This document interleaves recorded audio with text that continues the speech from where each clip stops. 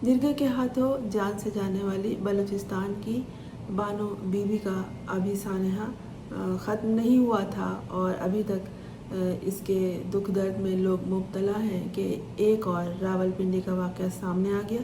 ये भी जिरगे के हाथों जान से गई है।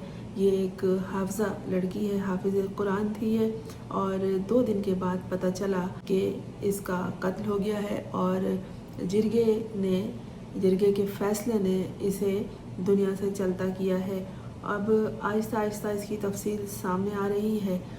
ऐसा लगता है कि अब पाकिस्तान में जो सिस्टम चल रहा है उसमें बहुत जल्द जिरगा सिस्टम अपने असर रसूख को बढ़ाएगा।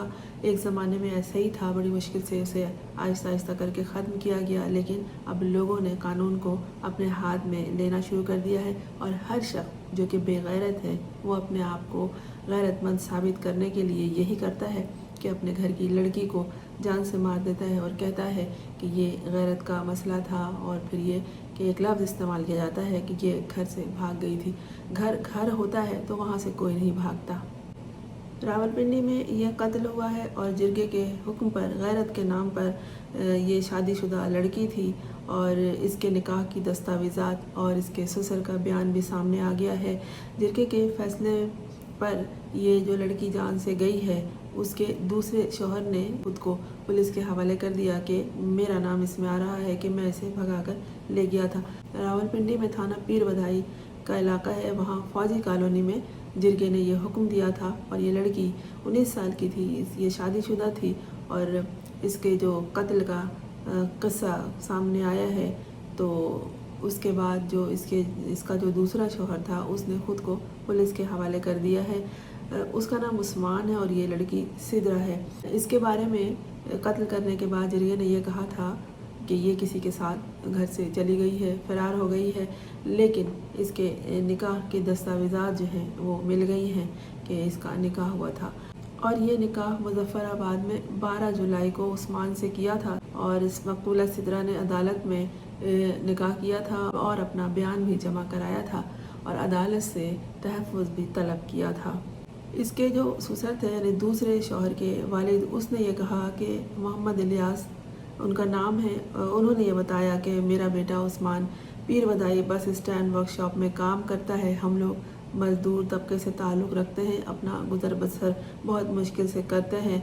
तो मकतूला सिदरा ने हमसे तहफ़्फ़ुज़ मांगा था तो मैं 30-40 हज़ार रुपये मुश्किल से जमा करके अदालत किया और वहाँ ले जाकर इसी तरह तहफ़्फ़ुज़ देने का सोचा कि इससे अपने बेटे का निकाह करा दिया जाए तो ये फिर मेरे घर में रह सकती है, मैं इसे तहफ़्फ़ुज़ दे सकता हूँ। ये सोचकर उन्होंने अपने बेटे से उसका निकाह पढ़वा दिया और फिर उन्होंने कहा कि जो भी लड़की का बयान था वो हमने अदालत में जमा करा दिया। इनके ससुर ने बाकायदा एक वीडियो में ये सब कुछ बताया है और कहा है कि निकाह के 4 दिन बाद 10 लोग हमारे घर असलहे समेत दाखिल हुए और जान से मारने की धमकी दी और हमने उनसे कहा लड़की के घर वालों से जो अब मकतूला हो गई है कि इसका तो हमारे बेटे से निकाह हुआ है, बेहतर यही है कि इसे आप रुखसत कर दें। तो उनके घर वालों ने कहा कि हाँ अब निकाह हो गया है तो हम इसे रुखसत कर देंगे। उसके बाद वो इस लड़की को ले गए और अब हमें पता चला कि उसे कत्ल कर दिया गया है। वो भी मीडिया के ज़रिए ये मालूम हुआ कि जिरगे के फ़ैसले के मुताबिक सिदरा का कत्ल हुआ है और लड़की का कत्ल सुनकर हम इतने डर गए कि हमने इस ख़याल से कि इसके कत्ल का कोई इल्ज़ाम मेरे बेटे पर ना लगा दिया जाए, क्योंकि उस लड़की को उसके घर वाले लेकर गए थे कि हम इसे रुखसत करेंगे और फिर ये है कि मेरे बेटे ने ख़ुद को पुलिस के हवाले कर दिया और अब हमें पुलिस तहफ़्फ़ुज़ दे। उस आदमी ने जो इसके दूसरे सिदरा के दूसरे शौहर का वालिद है उसने तहफ़्फ़ुज़ मांगा है। जिरगा ने जो कत्ल किया है उसका हुक्म दिया था असमतुल्ला नामी शख्स ने। रावलपिंडी में ये जरगा मुनक्किद हुआ जो कि पुलिस के पास डिटेल मौजूद है, उसमें यही तहरीर है और उस जिरगे ने सिदरा को कत्ल करने का हुक्म दिया। पुलिस ये कहती है कि ये जो असमतुल्ला नामी शख्स है वो एक मकामी जमात का सियासी जमात का रहनुमा भी है।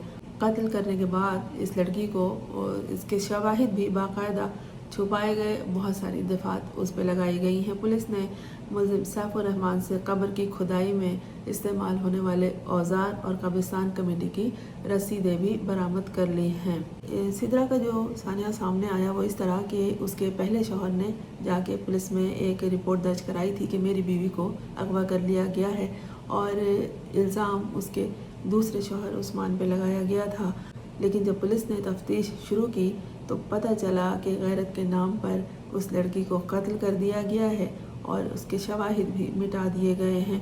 कई दफात लग गए इस हवाले से उन लोगों पर जिन्होंने सिद्रा को कत्ल किया था जिरगे के फैसले के तहत।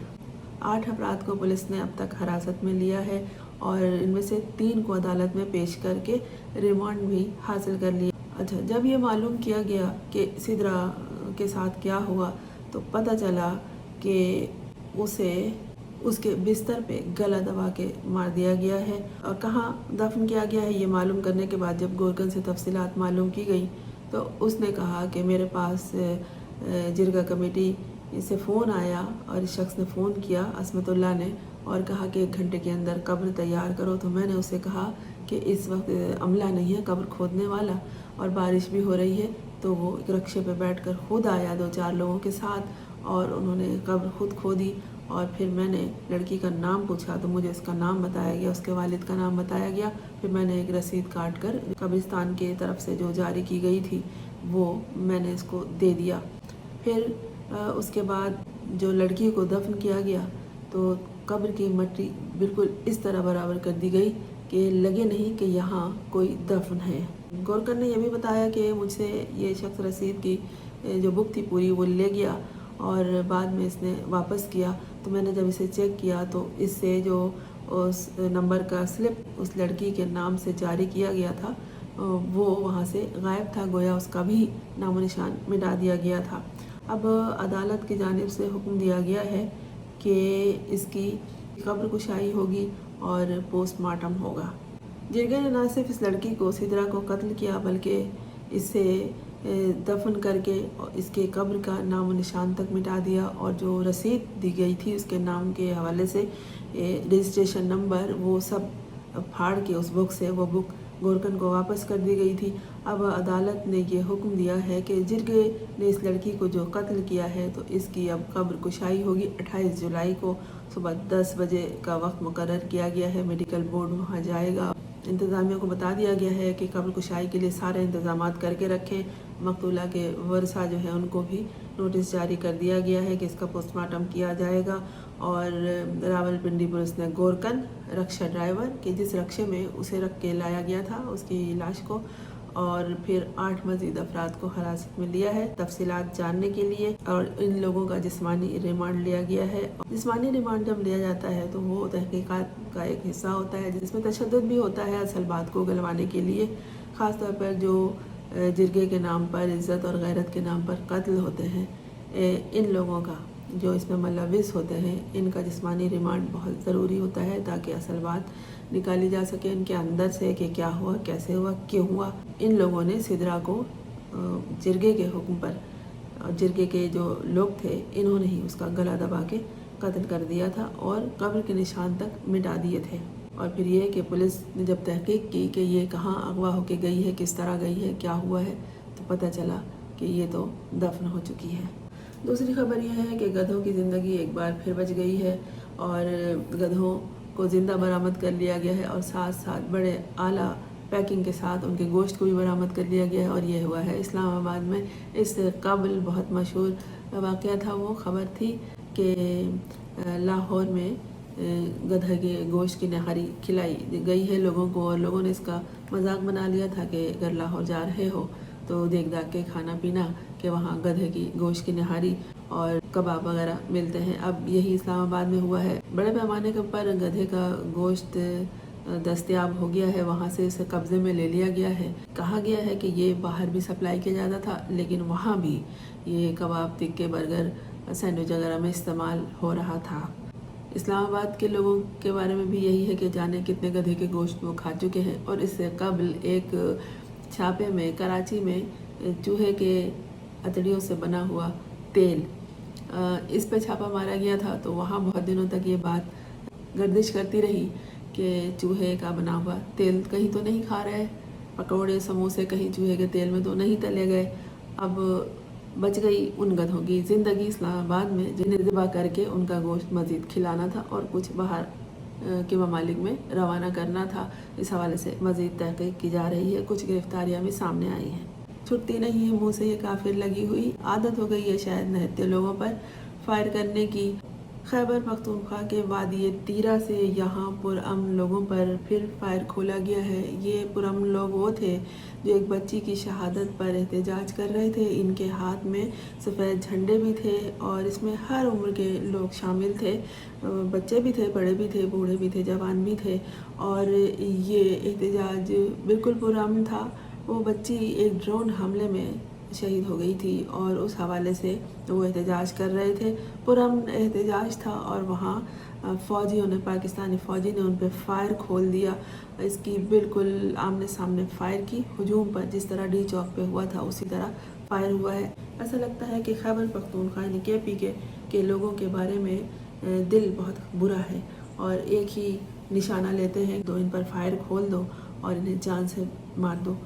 जानवरों को भी इस तरह नहीं हाँका जाता जिस तरह फायर खोला गया। मैंने इसकी वीडियोस देखी हैं जो दिखाई नहीं जा सकती कि एक पुरअमन हुजूम है और उस पर आगे की तरफ दौड़ दौड़ के उन पर फायर खोला गया है। और ये एक पुरअमन एहतजाज था। एहतजाज करना पाकिस्तान के हर शहरी का हक होता है और किसी भी किस्म का कोई असलहा किसी के पास नहीं था। उस बच्ची की शहादत पर वहाँ एहतजाज हो रहा था जो ड्रोन हमले में शहादत पा गई थी। मसले का हल तशद्दुद कभी नहीं है। अगर लोग एहतजाज कर रहे हैं तो उनसे मालूम किया जाता है कि एहतजाज करने की वजह, बातचीत बैठ के की जाती है, मुज़ाकरात किए जाते हैं, उनका मसला मालूम किया जाता है, उन्हें तसल्ली दी जाती है, इत्मीनान दिलाया जाता है कि वो जो कह रहे हैं हम उस पर अमल करने की उनके साथ मिलकर कोशिश करेंगे। मगर यहाँ बेखुनी का लफ्ज़ अगर इस्तेमाल किया जाए तो गलत ना होगा कि बस इनको मार दो जो एहतजाज कर रहा है, चाहे एहतजाज बिजली की कमी के लिए हो, पानी की कमी के लिए हो और अपने मसाइल के हल के लिए हो, महंगाई के ख़िलाफ़ हो। एक तशद्दुद आ गया है जहन में सबके, इन इदारों के, बड़े लोगों के, पाकिस्तान के जो करता धरता है उन पे, और वही मसले का हल समझते हैं कि जो बोले तो उनका मुंह बंद करना तो दूर की बात है, अब उनका सर ही उड़ा दो। देखते हैं आइंदा क्या होता है। खुदा करे जो हो बहुत बेहतर हो। किसी के भी जान ले लेना, वो भी पुरअमन शहरियों का जो किसी साने पर एहतजाज कर रहे हों, किसी तरह भी दुरुस्त नहीं है। ऐसे वाक़यात, ऐसे सानहात के असरात कुछ अच्छे नहीं सामने आते। देखते हैं कि आइंदा क्या होता है। मैं हूँ फरजाना नूर इस्लाम। आपने इस चैनल को अगर सब्सक्राइब नहीं किया है तो कर लीजिए ताकि मेरा और आपका साथ जारी रहे और आइंदा भी देखते रहिए।